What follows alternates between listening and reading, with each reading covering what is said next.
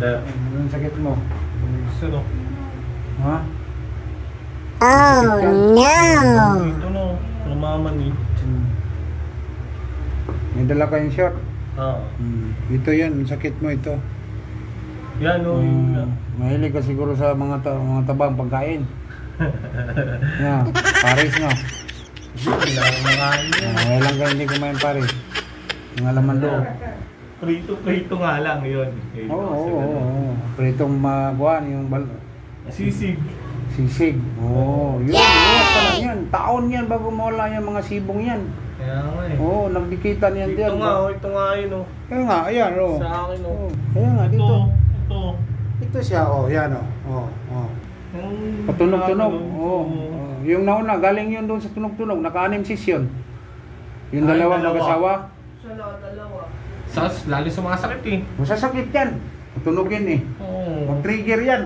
Parang You what? Pag nagbabangon ako. Ang tawag sa sakit mo, lordosis.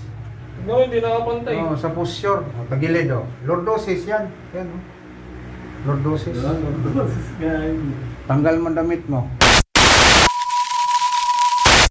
Anong isimpe? Oo, sarap eh. Natayo ko gagawin.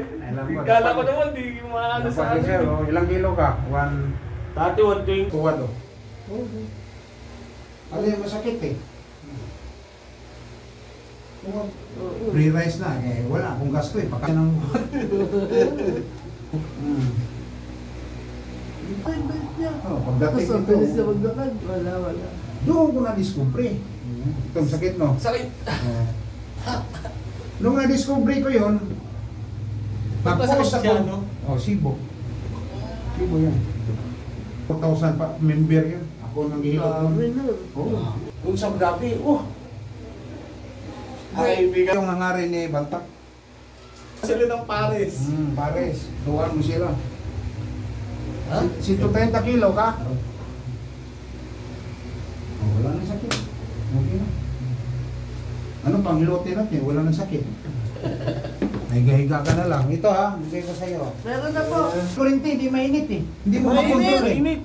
Sobrang init. Tuti. Pagandaan niya. Ang gabi na. Gabi na talaga. Master, salamat ha. Diba, lumuwag? Ang tradisyonal, bihira na ngayon mahanap mo. Yan, ang sarap po. Alam mo na, bihira na mahanap ako. Kaya kahit si tatay, yung kanina binagaw na. Gusto niya eh. Oo. Senior na yun eh. Sabi niya, matagal kang hanapin mga ganyan sa'yo. Patay ng kadalasan.